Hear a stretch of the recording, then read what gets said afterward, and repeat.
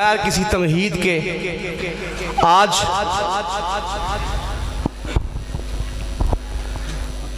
خطیب اسلام مولانا قاری قیام الدین الحسینی رحمۃ اللہ علیہ کے اس عظیم مرکز کے اندر قائد کشمیر شیخ الحدیث مولانا سعید یوسف خان صاحب کو اپنی طرف سے، جمعیت علماء اسلام ضلع جہلم کی طرف سے، جمعیت علماء اسلام تحصیل پنڈ دادن خان کی طرف سے، اور خصوصاً ہمارے ڈپٹی جنرل سیکرٹری حافظ عبدالستار آزاد صاحب جنہوں نے حضرت کو دعوت دی، ہمارے جنرل سیکرٹری مولانا عمیر حنیف صاحب یہاں موجود ہیں، مولانا عبداللہ ہاشم صاحب کی طرف سے، اب تمام حضرات کی طرف سے حضرت کو خوش آمدید کہتے ہیں۔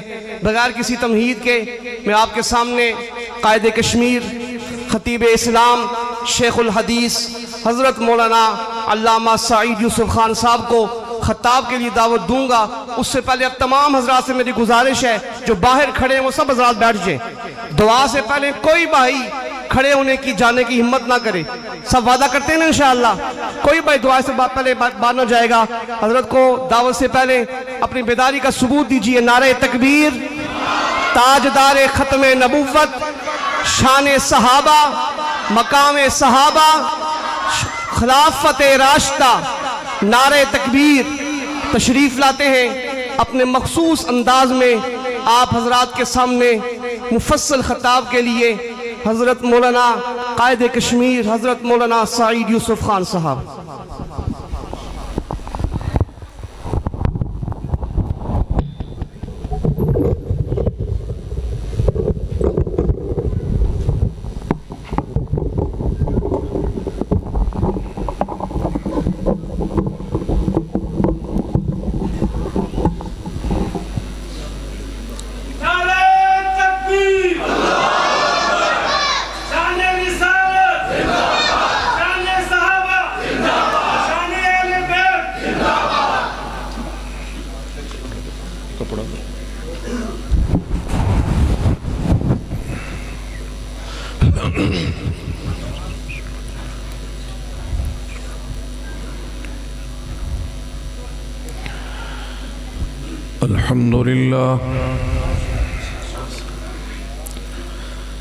الحمد لله وكفى، والصلاة والسلام على سيد الرسل وخاتم الأنبياء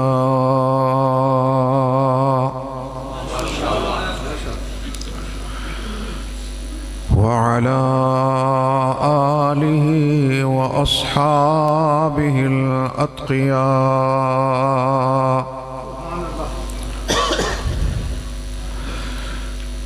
أما بعد فأعوذ بالله من الشيطان الرجيم.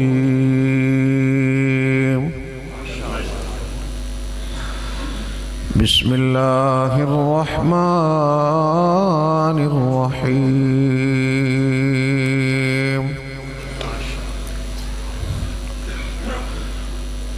الرحمن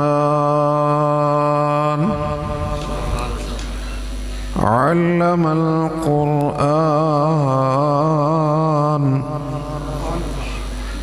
خلق الإنسان، علمه البيان.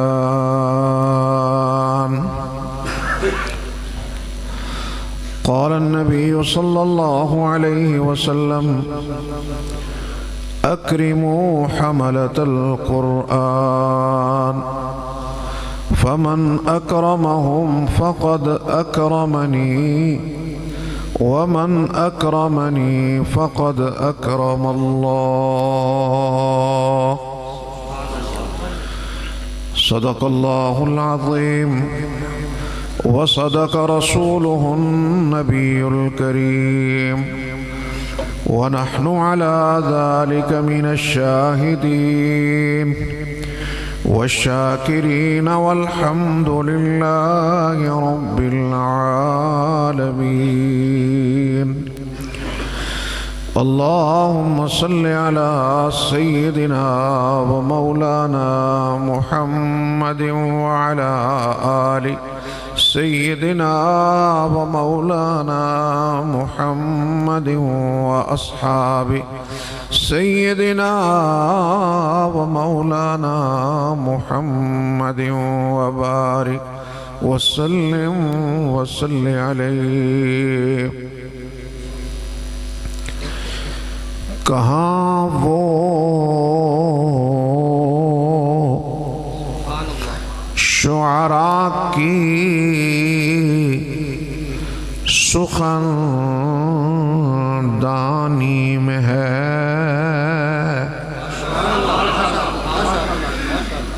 کہاں وہ شعراء کی سخن دانی میں ہے، جو مزہ جو کیفیت آیت قرآنی میں ہے. پتھر کو یوں تراشا نگینا بنا دیا، پتھر کو یوں تراشا نگینا بنا دیا، صحرا کو مسکرا کر مدینہ بنا دیا.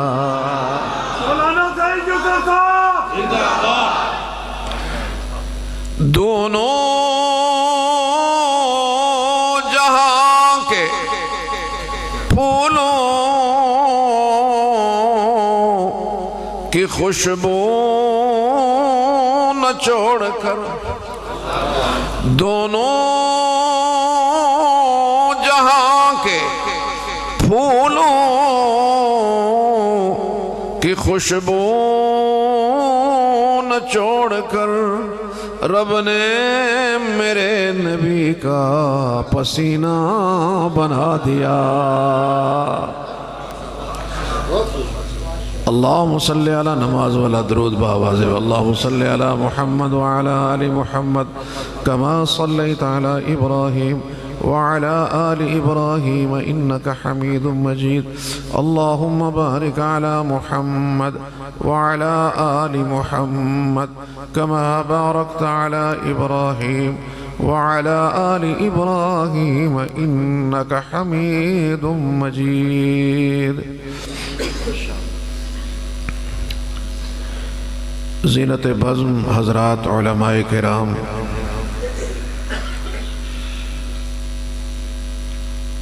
پنڈ دادن کی خوبصورت وادی کے بہت ہی قابل قدر قابل احترام بزرگوں، عزیز دوستو، السلام علیکم ورحمۃ اللہ وبرکاتہ.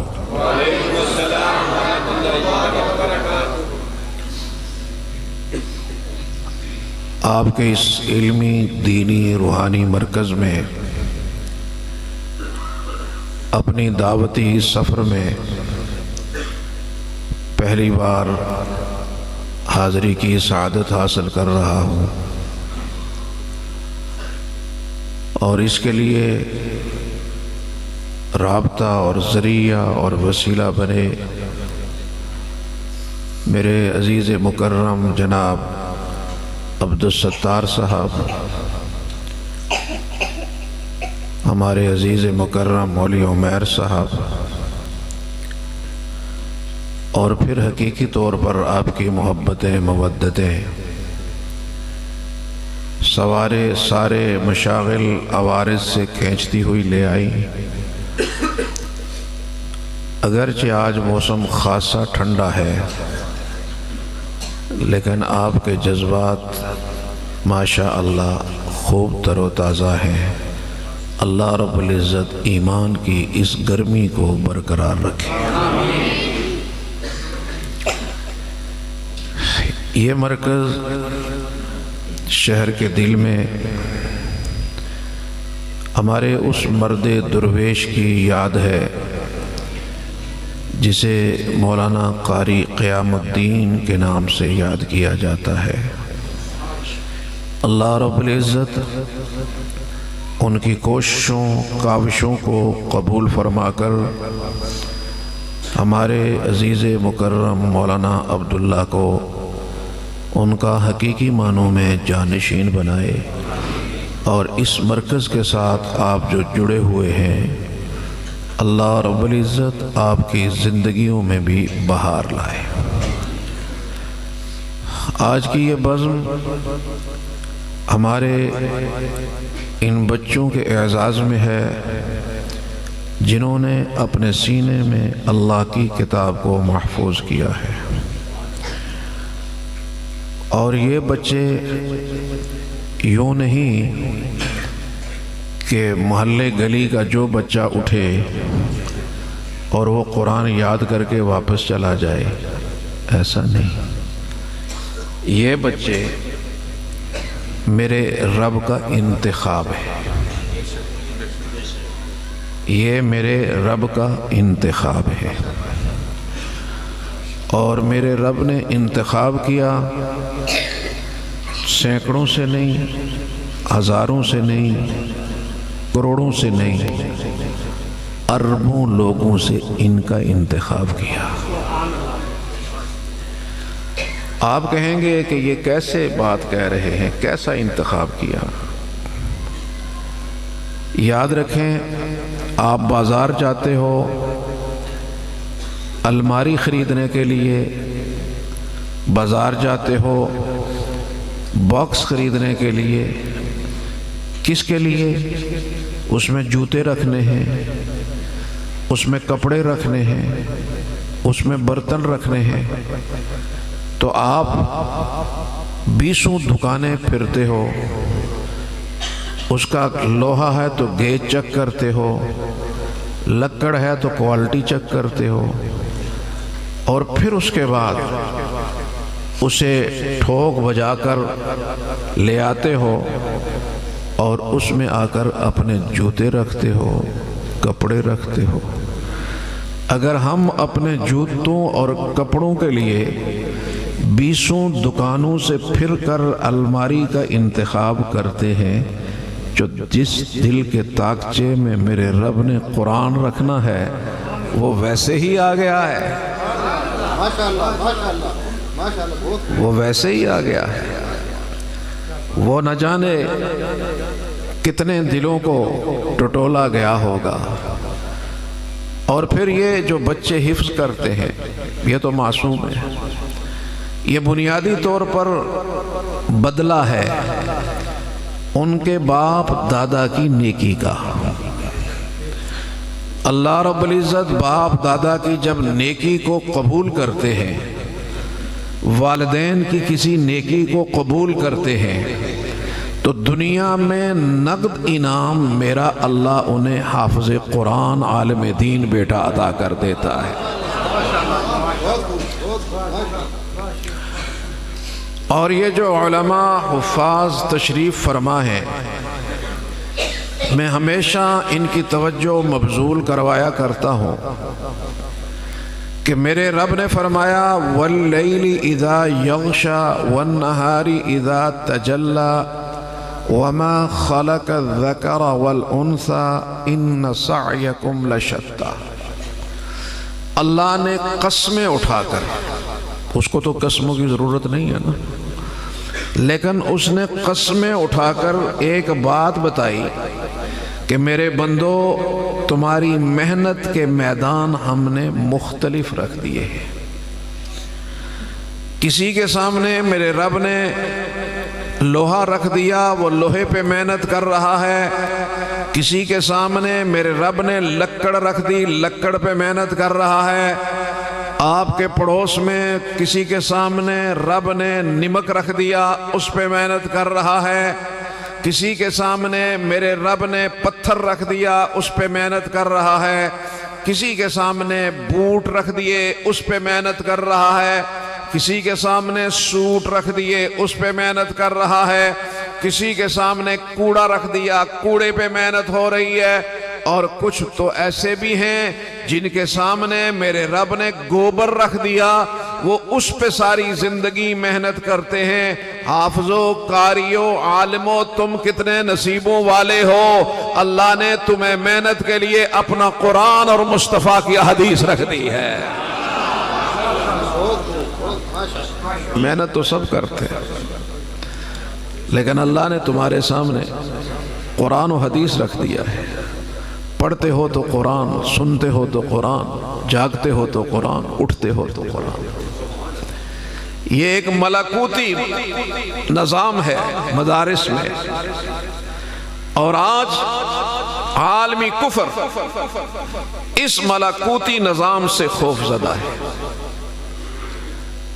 ایک بہت بڑے سینئر آرمی کے آفیسر نے ایک جگہ کہا کہ کفر ہمارے ایٹم بم سے اتنا نہیں ڈرتا جتنا مدرسے کے بچے سے ڈرتا ہے۔ کیوں؟ اس لیے کہ یہ مدرسہ میرے اور آپ کے ایمانوں کی حفاظت کا میرے رب نے ذریعہ بنایا ہے۔ اگر آج آپ کے چہرے پہ داڑھی ہے، اگر آج آپ نماز کے پابند ہیں، اگر آپ آج کو کلمہ طیبہ آپ کی زبان پہ ہے، درود پاک آپ کی زبان پہ ہے، آپ مسجد مدرسے کی طرف بڑھتے ہیں، تو آپ کہیں بھی جائیں گے تو ہر دین کے پیچھے آپ کو مولوی اور مدرسہ نظر آئے گا۔ یہ اس کی محنتوں کا ثمر ہے۔ اس نے اس سوسائٹی کو دین دیا، دینی سوچ دی، دینی فکر دی، اور اسے وحی الہی سے متعارف کروایا۔ جس طرح بعض جانور ہوتے ہیں ان کو روشنی سے چڑ ہوتی ہے، اسی طرح کفر کو بھی قرآن کی روشنی سے چڑ ہے۔ وہ چاہتا ہے کہ یہ بند ہو جائیں، یہ قرآن کے سرچشمے، یہ احادیث مبارک کے یہ باغ مکفل ہو جائے، ظلمت ہو جائے، اندھیرا ہو جائے۔ لیکن ہم بھی اس عزم کا اظہار کرتے ہیں کہ انشاءاللہ ہم جان لٹا دیں گے، لیکن ان کو بند نہیں ہونے دیں گے انشاءاللہ۔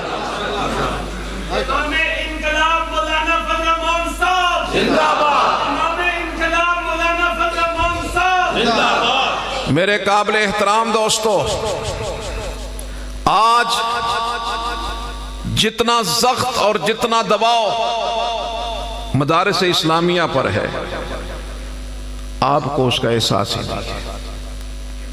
اور یہ بڑے میرے اللہ کا عجیب نظام ہے۔ 9/11 وفاق بنا 1959 میں۔ 1959 سے لے کر 9/11 تک ہمارے پاس جو مدرسے رجسٹرڈ تھے ان کی تعداد تھی 2880۔ اس کے بعد عالمی دباؤ بڑا مدرسوں پہ کہ یہ دہشت گردی کے اڈے ہیں، یہ نہ جانے کیا کیا اس کے لیے من گھڑت باتیں بیان کی گئی۔ لیکن پاکستان کی قوم کو میں سلام پیش کرتا ہوں، انہوں نے کفر کے اس ایجنڈے کو پاؤں کی ٹھوکر پر روند کے رکھ دیا۔ لہذا ہونا تو یہ چاہیے تھا کہ 2800 سے یہ 1000 پہ آ جاتے، 500 پہ آ جاتے، لیکن 9/11 کے بعد ایک دم مدارس کا ریشو بڑھنا شروع ہوا، اور ان 25 سالوں میں اس وقت جو صرف ہمارا وفاق ہے، وفاق المدارس العربیہ پاکستان، اس میں اس وقت 27,000 مدرسہ ہے۔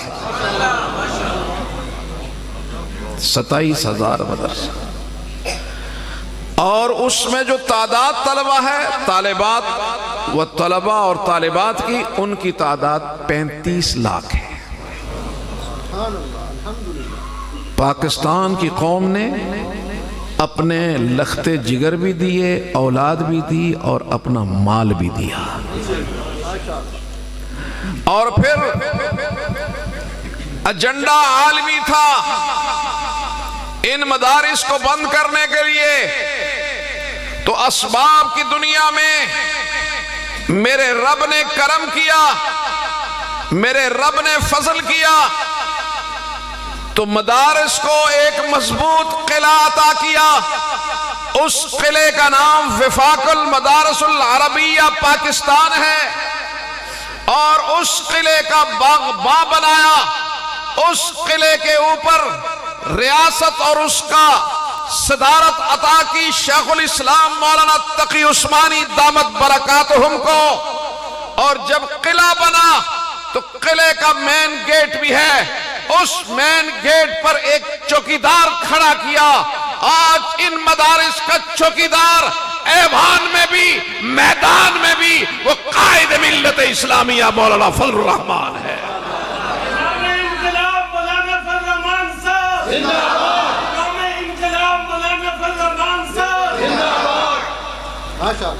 میرے قابل احترام دوستو، یہ میرے اللہ کا کرم ہے، دو ادارے ہیں آپ کے پاس، ایک وفاق ہے، دوسری جماعت ہے۔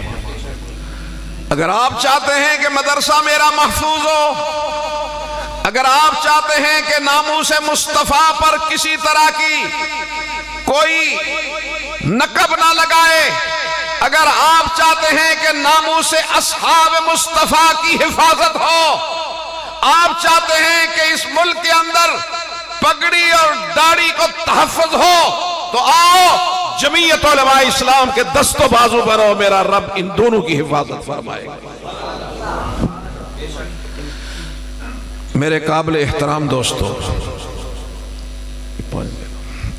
میرے قابل احترام دوستو، میرے رب کا کرم ہے،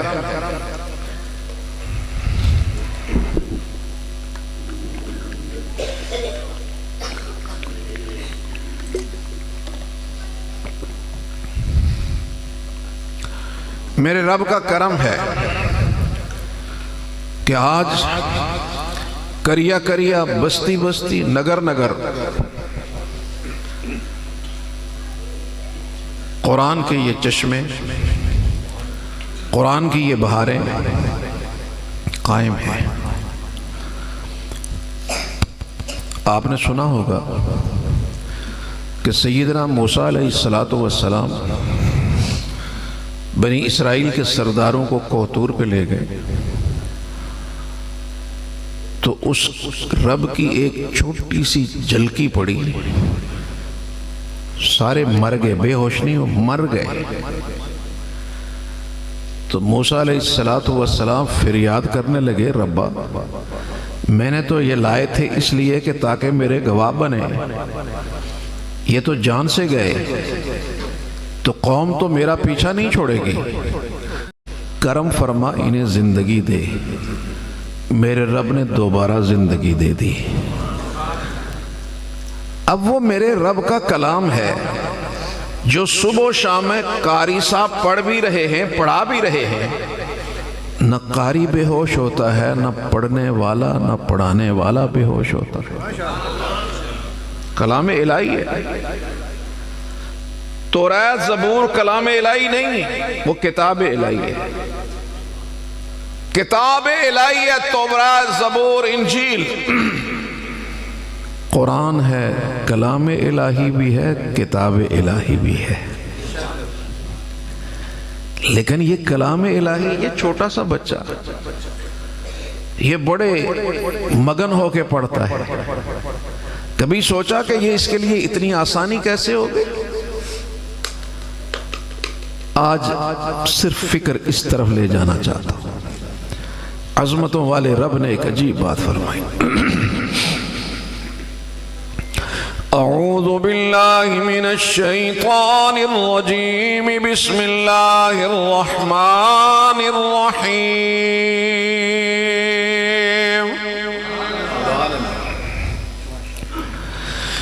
لو انزلنا هذا القرآن على جبل لرأيته خاشعا متصدعا من خشية الله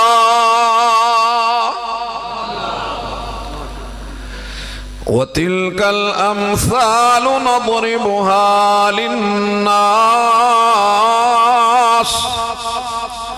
لعلهم يتفكرون۔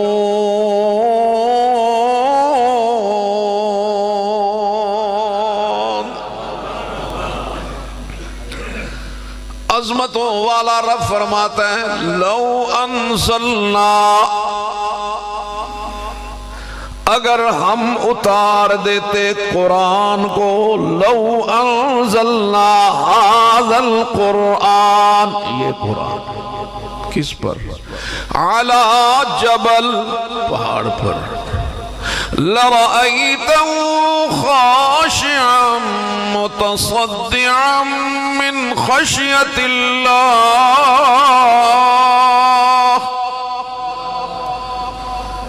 تو دیکھتا کہ اللہ کے خوف سے پہاڑ پھٹ کر ریزہ ریزہ ہو جاتا۔ سائنسدان تو کل تک کہتا تھا پہاڑ میں شعور ہی نہیں، پتھر میں کوئی شعور نہیں، لیکن آج سائنسدان بھی کہنے لگا نہیں، پتھروں میں بھی شعور ہے۔ ہمارے ہاں جب بندہ استاد بہت جل جاتا ہے نا، شاگرد پہ کہتا ہے تو نیرا ٹھول لیں بھائی، پتھر ہے نیرا، ایسے ہی کہتے ہیں۔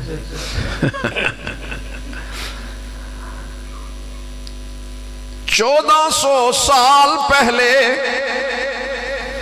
میرے محبوب کے قلب اطہر پہ اترنے والے قرآن نے بتا دیا پتھروں پہ بھی شعور ہے، ان میں بھی اللہ کا ڈر آتا ہے۔ وہ کیسے؟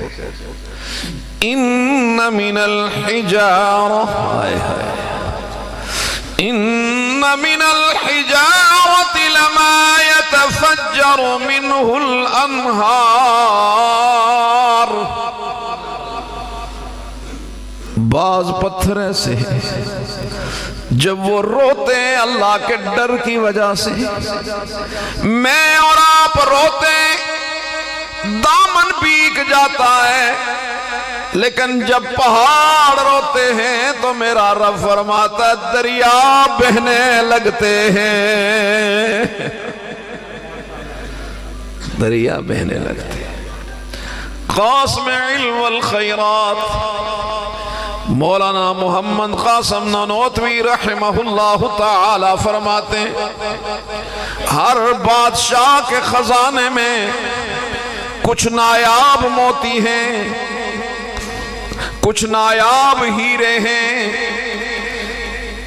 جن موتیوں پر، جن ہیروں پہ سلطنت اتراتی ہے کہ ہمارے پاس کوہ نور ہیرا ہے، انگریز چوری کر کے لے گئے نا تو اتراتے وہاں پہ، ہمارے پاس فلاں ہیرا ہے جو کسی اور خزانے میں نہیں، تو قاسم علم والخیرات فرماتے ہیں سنو، رب العالمین کے خزانے میں سب سے نایاب ہیرا، سب سے نایاب موتی پتہ ہے کیا؟ فرمایا میرا رب بتا رہا ہے میرے خزانے کا سب سے نایاب موتی میرے گناہگار بندے کی ندامت والا آنسو ہے، وہ زمین پہ ابھی نہیں گرتا کہ میں اسے سنبھال کر فخر کرتا ہوں۔ اللہ اکبر، نایاب موتی امام الانبیاء حضرت محمد مصطفیٰ صلی اللہ علیہ وسلم کی بارگاہ میں ایک انصاری آیا، محبوب دو عالم نے قریب بلایا، فرمایا آج رات اتنی بے قراری سے کیوں رویا تھا، اتنی بے چینی سے کیوں رویا تھا؟ کہنے لگا من الذی اخبرک یا رسول اللہ، اللہ کے محبوب آپ کو کس نے بتایا کہ میں رات کو رو رہا تھا؟ اللہ کے محبوب نے فرمایا اسی علیم اور خبیر نے بتایا جس نے اپنی رحمت والی چادر سے تیرے آنسوؤں کو پونچھ ڈالا۔ اور صرف یہ نہیں بلکہ تھوڑی دیر پہلے جبریل امین آئے، کہنے لگے اللہ کے محبوب آج آپ کا ایک انصاری، آج آپ کا ایک غلام، آپ کا ایک محب، آپ کا ایک صحابی آج رات اتنی بے قراری سے رویا کہ آسمانوں پہ بھی طوفان بپا ہو گیا۔ تو کسی عارف نے کہا نا جو گرے زمین پر میرے اشک ستارے، جو گرے زمین پر میرے اشک ستارے، چمک اٹھا فلک پر میری بندگی کا تارا۔ آج سب کے سامنے روتے ہو، اللہ کے سامنے نہیں روتے ہو۔ پہلے جب اکابر تھے وہ صرف اللہ کے سامنے روتے تھے، دنیا ان کے دروں پہ روتی تھی۔ میں جب 2012 میں انڈیا گیا ایک کانفرنس کے لیے، تو جب میں سہارنپور گیا تو مجھے وہ حجرہ چھوٹا سا دکھایا گیا کہ اس حجرے میں وہ عظیم مبلغ، وہ عظیم داعی حضرت مولانا محمد الیاس رحمہ اللہ تعالی یہاں پہ اعتکاف کرتے تھے۔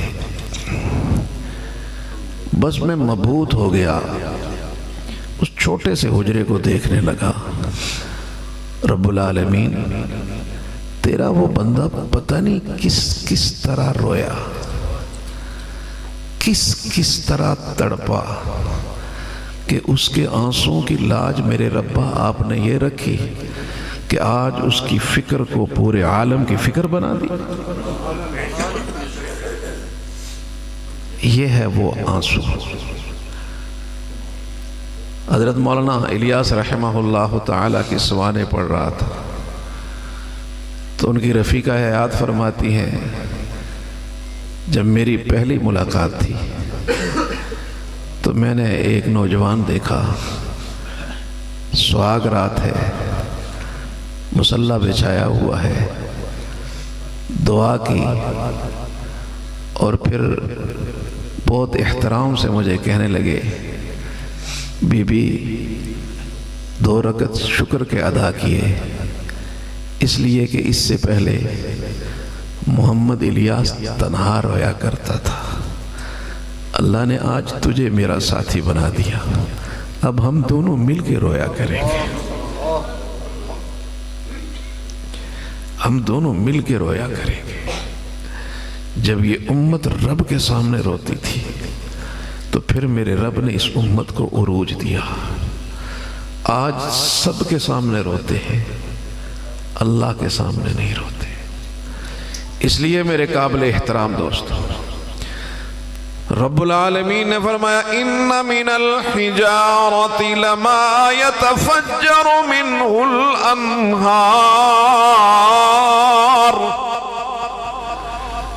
بعض پہاڑ ایسے کہ جب وہ رونے لگتے ہیں نہریں بہنے لگتی ہیں۔ وَإِنَّ مِنْهَا لَمَا يَشَّقَّقُ فَيَخْرُجُ مِنْهُ الْمَاءُ، اور بعض وہ ہیں جو اللہ کے خوف سے پھٹ جاتے ہیں، ان کے سینوں سے پانی کے چشمے ابلنے لگتے ہیں۔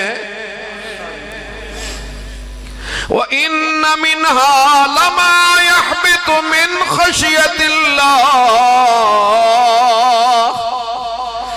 اور بعض وہ ہیں جب ان پہ اللہ کی خشیت کا غلبہ ہوتا ہے تو وہ سرب سجود ہو جاتے ہیں۔ میرے قابل احترام دوست، تو پتہ چلا شعور ہے نا، اس لیے اللہ نے فرمایا لو انزلنا هذا القرآن على جبل لرأيته خاشعا متصدعا من خشية الله۔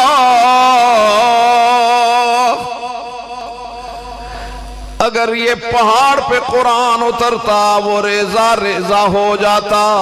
سمجھانے کے لیے کہہ رہا ہوں، احد پہ اترتا ٹکڑے ٹکڑے احد ہو جاتا، کوہ ہمالیہ پہ اترتا ٹکڑے ٹکڑے ہو جاتا۔ میرے رب نے احد پہ نہیں اتارا، کوہ طور پہ نہیں اتارا، کوہ ہمالیہ پہ نہیں اتارا، اپنے محبوب کے قلب اطہر پر قرآن کو اتارا۔ پھر علماء کی موجودگی میں کہہ رہا ہوں کہ کوہ ہمالیہ اتنا مضبوط نہیں، کوہ طور اتنا مضبوط نہیں، جبل احد اتنا مضبوط نہیں جتنا میرے آقا کا قلب اطہر مضبوط ہے۔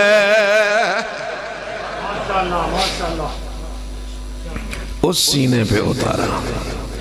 سیدہ عائشہ رضی اللہ تعالی عنہ فرماتی ہیں شدید سردی میں جب وحی اترتی، قرآن اترتا، مصطفیٰ کی جبین اطہر پسینہ پسینہ ہو جاتی۔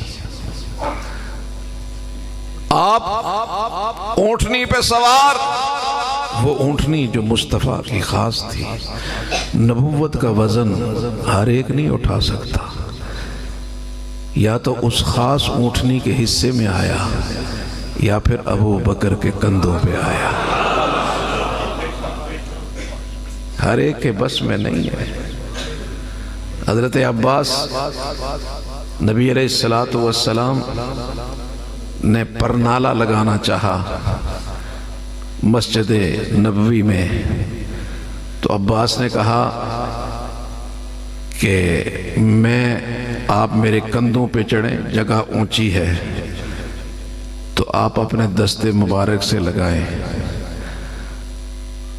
تو جب کہا چچا یہ نبوت کا بوجھ ہے، تیرے کندھے نہیں اٹھا سکتے، اس کے لیے میرے رب نے ابو بکر پیدا کیا ہے، ابو بکر پیدا کیا۔ اور یہاں ایک بات آ گئی بڑی دلچسپ، جب آپ نے ہجرت فرمائی اور جب ہجرت کر کے جا رہے تھے تو رات کی تنہائی میں آپ غار ثور پہنچے۔ صبح مشرکین مکہ تلاش میں نکلے تو کھوجی ساتھ تھا، کھوجی قدموں کے نشان بتاتا بتاتا بتاتا بتاتا غار ثور کے نیچے تک پہنچا، پھر رک گیا۔ کیوں رکے؟ کیوں؟ کہا اس سے آگے ایک کے قدم کے نشان ہیں، دوسرے کے نہیں ہیں۔ اب ابو جہل کی بات سنو، ابو جہل کی بات سنو کہ تھا کافر لیکن تھا زیرک، کہ وہاں پر اس نے بات کیسی کہی۔ جہالت کے اندر اس سے بڑا جاہل کوئی نہیں جو مصطفیٰ کے نبوت کو سامنے دیکھ کر کفر کی حالت میں مرا، لیکن بات دیکھو کیسی کہی۔ اس نے کہا جوگی، اس نے کہا کھوجی تیری بات، تیرا علم یہاں تک ہے، میرا ایک مشاہدہ بھی ہے۔ میں نے 13 برس مشاہدہ کیا، جہاں ابو بکر ہوتا ہے وہاں مصطفیٰ ہوتا ہے، اور جہاں مصطفیٰ ہوتا ہے وہیں ابو بکر ہوتا ہے۔ اب اگر ایک ہی گیا ہے تو پھر مصطفیٰ بھی ساتھ ہی ہوگا۔ تو لہٰذا گزارش،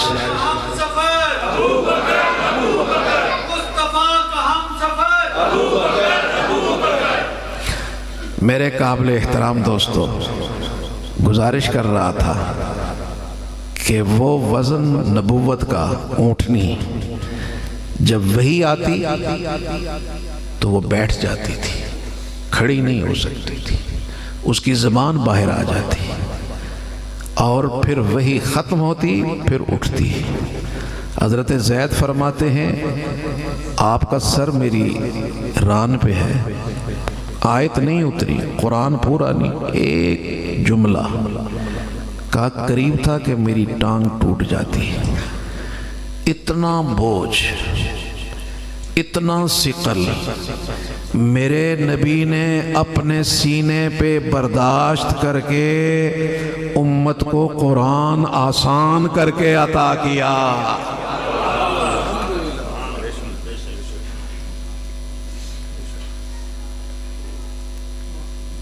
گویا میں اگر کہوں کہ میرے محبوب نبی نے قرآن کے جلال کو اپنے سینے میں محفوظ کیا اور اس جلال کو جمال میں بدل کر امت کو عطا کر دیا. آج یہ قرآن لے کر پڑھ رہے ہیں تو یہ جمال ہے. اگر اس کا جلال ہوتا کوئی کہاں پڑا ہوتا، کوئی کہاں پڑا ہوتا. تو لہٰذا اس نبی معصوم کے جہاں بے پناہ احسانات ہیں، ان احسانات میں سب سے بڑا احسان یہ کہ اس نے وحی الہی کی تجلی کو اپنے سینے پہ برداشت کیا، امت کو آسان کر کے عطا کیا. تو لہٰذا کہیں گے نا حسن مجسم لطف سراپا، حسن مجسم لطف سراپا صلی اللہ علیہ وسلم. بلند آواز سے سارے پڑھ لیں. حسن مجسم لطف سراپا صلی اللہ علیہ وسلم. دونوں جہاں میں کون ہے انسا، دونوں جہاں میں کون ہے انسا صلی اللہ علیہ وسلم. مرتبہ ان کا اللہ اللہ شاہد ہے شب اسراء. اور آج اتفاق سے 27ویں رجب ہے، اتفاق ہے. حالانکہ یہ کوئی پکی تاریخ نہیں، مشہور تاریخ، لوگوں میں تاریخ میں بے پناہ اقوال ہیں، لیکن عموماً یہ ہے کہ 27ویں رجب. اب یہ ایک مستقل عنوان ہے کہ معراج کا ایک مستقل عنوان، مستقل جلسہ، مستقل بیان، ادھر تو نہیں جاؤں گا. لیکن ایک بات بڑی عجیب میں جب دیکھ رہا تھا کہ اللہ کے محبوب سدرۃ المنتہا پہ پہنچے تو جبریل رک گئے. اس کے آگے میں نہیں جاؤں گا. معراج بھی رک گئی، وہ جو سیڑھی تھی جس پہ جا رہے تھے. آگے والی نیا پروٹوکول آ گیا، رف آ گیا، وہ تخت آ گیا جس پہ آپ سوار ہوئے. فرمایا میں آگے بڑھا، آگے بڑھا، آگے بڑھا. دنیا ایک جہاں ہے ایک، یہاں تک کہ میں تنہا، مجھے خوف آنے لگا، خوف آنے لگا. کدھر جا رہا ہوں؟ ایسے میں ایک آواز آئی، لا تخاف، مت ڈرو، لا تحزن، غمگین مت ہو. تو میں تعجب سے دیکھنے لگا، ہکا بکا رہ گیا. یہاں پر آواز میرے ابو بکر کی،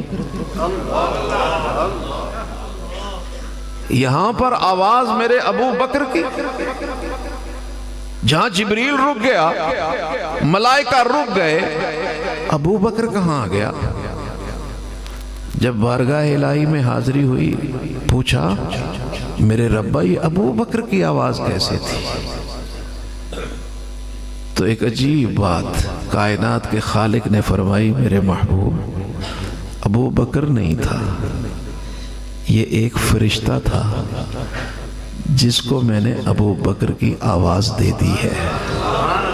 اور اس لیے دی کہ دنیا میں تو جب بھی پریشان ہوتا تھا ابو بکر کی آواز تجھے تسلی دیتی تھی.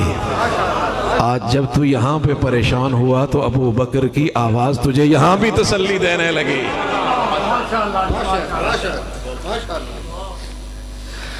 ہائے ہائے، وہ کیسا انسان تھا جس کے بارے میں اگر بیان کریں تو گھنٹوں بیت جائیں، جس کے لیے مصطفیٰ نے فرمایا سب کے احسانات کا بدلہ میں نے چکا دیا، ابو بکر ایک تو ہے، تیری نیکیوں کا بدلہ نہیں چکا سکتا. مرتبہ ان کا اللہ اللہ شاہد ہے شب اسراء، زیر قدم ہے عرش معلا صلی اللہ علیہ وسلم. کہتے ہیں بات بڑے نازک موڑ پہ. اللہ کے محبوب اہل سنت والجماعت کا عقیدہ ہے کہ مصطفیٰ جسم اور روح دونوں کے ساتھ عرش اعظم پہ گئے. اگر خواب ہوتا تو اتنا اہتمام کیوں ہوتا؟ اس کو آیت کیوں کہا جاتا؟ اس کے لیے سبحان کیوں کہا جاتا؟ خواب تو ہر کوئی دیکھ سکتا ہے. یہ خواب نہیں تھا، میرے مصطفیٰ خود تشریف لے گئے. کیوں لے گئے؟ کیوں لے گئے؟ اس لیے کہ میرے رب نے فرمایا وَمَا أَرْسَلْنَاكَ إِلَّا رَحْمَةً لِّلْعَالَمِينَ. عالم کتنے ہیں؟ علامہ سیوطی نے، دوسرے بہت سارے لوگوں نے لکھا. ایک روایت میں 40,000، دوسری روایت میں 80,000 عالم، 80,000 عالم، 80,000 جہاں. ہم تو چھوٹے سے جہاں میں ہیں. 80,000 جہاں. تو معراج اس لیے کہ جن کے لیے میرے رب نے رحمت بنایا، فرمایا ان سارے جہاں کی سیر بھی تو کرا دوں نا. تو عرش اعظم پہ پہنچے، جسم پہ کپڑا تھا، قدمین مبارکین پہ نالین تھے، جوتا تھا. تو پھر پنڈ دادن خان والو سنو، اگر موچی کا بنا ہوا جوتا مصطفیٰ کے قدم اطہر کے ساتھ جڑا، کپڑا مصطفیٰ کے بدن کے ساتھ جڑا، وہ عرش اعظم سے اوپر چلا گیا، تو جو 1,24,000 صحابہ مصطفیٰ کے دستے مبارک سے جڑے وہ کہاں پہنچیں گے؟ وہ کہاں پہنچیں گے؟ اللہ کے محبوب نے ایک جگہ فرمایا، بخاری کی روایت، کہ میرے صحابہ جو ایک مد صدقہ کرتے ہیں، چھوٹا سا پیمانہ ہے، بعد میں آنے والا جبل احد جتنا بھی صدقہ کرے گا میرے صحابہ کے ایک مد تک نہیں پہنچ سکتا. ایک مد تک نہیں پہنچ سکتا. اس پہ شراح نے بڑی بڑی باتیں لکھی ہیں، میں ان کی تردید نہیں کر سکتا، میرا تو علم ہی نہیں. میں ایک بات اپنے ذوق کی کہتا ہوں، میں ایک بات اپنی ذوق کی کہتا ہوں. شراح نے لکھا، حافظ ابن حجر اسقلانی نے، دوسرے سب نے لکھا کہ اخلاص صحابہ کا اتنا تھا کہ بعد میں آنے والا جبل احد جتنا سونا بھی دے اس ایک مد تک نہیں پہنچ سکتا. بات اپنی جگہ پہ، لیکن میں اپنے ذوق کی بات کرتا ہوں، اور ذوق میرا یہ کہتا ہے کہ صحابہ کا اخلاص اپنی جگہ پر، لیکن صحابہ نے جس دستے مبارک سے صدقہ کیا وہ دستے مبارک وہ تھا جو مصطفیٰ کے دستے مبارک سے جڑا ہوا تھا. پھر وہ ہاتھ کہاں سے لاؤ گے؟ وہ ہاتھ کہاں سے لاؤ گے؟ وہ ہاتھ مصطفیٰ کے دستے مبارک سے جڑا ہوا تھا. تو لہٰذا اب اس ہاتھ کا کیا ہوا صدقہ تم جبل احد نہیں، تم کس سے بڑھ کے بھی لاؤ اس کا مقابلہ نہیں کر سکتے. تو گزارش کر رہا تھا، چادر مصطفیٰ کے ساتھ جڑی، عرش اعظم سے اوپر چلی گئی. نالین مصطفیٰ سے جڑے، عرش اعظم سے اوپر چلے گئے. تو ہم سارے اگر جڑ جائیں مصطفیٰ کے ساتھ تو پھر اللہ کتنا بڑا مقام عطا کریں گے. یہ جو جلسے ہیں، یہ جو اجتماعات ہیں، یہ جو بزمیں ہیں، یہ ساری اسی لیے ہوتی ہیں کہ ہم اللہ سے جڑ جائیں، ہم اللہ سے جڑ جائیں۔ اور آخری بات فکر دینے کی، اکثر لوگ ذمہ دار بھی ہوں گے، جب آپ بازار جاتے ہو تو وہاں سے گندم خریدتے ہو، چاول خریدتے ہو، تو چاول اور گندم کے ساتھ کنکر بھی آ جاتے ہیں، کچرا بھی آ جاتا ہے، پھر چھاننے میں چھان کر کنکر الگ کرتے ہو، کچرا الگ کرتے ہو۔ کبھی کسی نے دکاندار کو کہا تجھ سے گندم نہیں لوں گا جب تک کہ چھان کے نہیں دو گے؟ کوئی نہیں کرتا، کہتا لیتے ہو تو لو، نہیں تو جاؤ۔ کچرا گندم سے جڑا، کنکر گندم سے جڑا، گندم کے باؤ پہ فروخت ہوا۔ اگر الگ کرو اس کی کوئی قیمت نہیں، گندم سے جڑا، گندم کے قیمت پہ فروخت ہوا، تو امتی مصطفیٰ سے جڑ جائے، امتی مصطفیٰ سے جڑ جائے تو پھر وہ کتنا مقام پائے گا، پھر وہ کتنا مرتبہ پائے گا۔ بس یہی کہتا ہوں، حقیر جان کر بجھا دیا تھا جن کو، یہی چراغ جلیں گے تو روشنی ہوگی۔ وآخر دعوانا الحمدللہ رب العالمین۔ بہت بہت شکریہ، آپ نے ذرا نوازی فرمائی، آپ تشریف لائے، آپ کی شاہ نشان ہم استقبال نہ کر سکے۔ اللہ رب العزت آپ کو اپنی شاہ نشان جزائے خیر عطا فرمائے، دعا فرما دیں بس۔ یا اللہ خیر نال پہنچا دے۔ اللہم صلی علی نبی الامی وآلہ وسلم۔ یا اکرم الاکرمین، یا ارحم الراحمین، یا رب لک الحمد کما ینبغی لجلال وجهک وعظیم سلطانک۔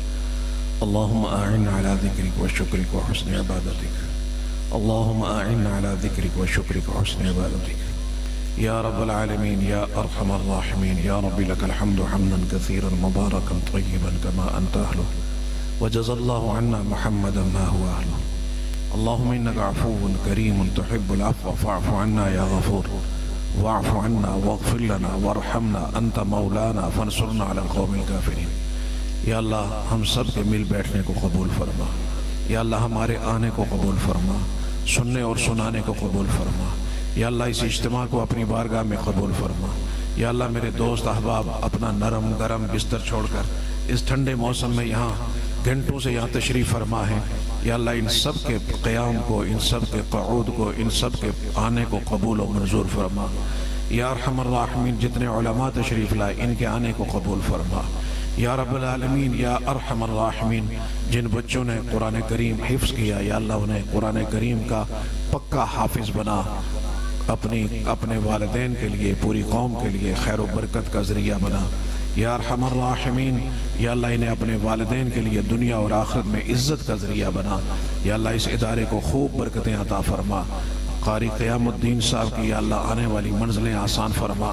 یا اللہ انہیں عالم برزخ میں ہمارا سلام پہنچا۔ یا اللہ مولانا عبداللہ صاحب کی زندگی میں خیر و برکت عطا فرما کر اس ادارے میں اور ترقی عطا فرما، اس کے لیے اور وسیع جگہ اور اس کے ساتھ ہم سب کو تعاون کرنے کی توفیق عطا فرما۔ یا رب العالمین مقبوضہ کشمیر کے مظلوم مسلمانوں کی مدد فرما، غزہ کے بے کس بے بس مسلمانوں کی مدد فرما، پاکستان کو استحکام نصیب فرما۔ یا ارحم الراحمین کرم کا معاملہ فرما۔ یا اللہ ہم سب کے والدین کی مغفرت فرما، یا اللہ ہم سب کے والدین کی مغفرت فرما، جتنے بیمار ہیں انہیں شفا عطا فرما، جن جن لوگوں نے دعا کی درخواست کی ہے یا اللہ ان سب کی جائز حاجتوں کو پورا فرما۔ برحمتک نستغیث، برحمتک نستغیث، وصلی اللہ تعالی علی خیر خلقہ محمد و آلہ وسلم۔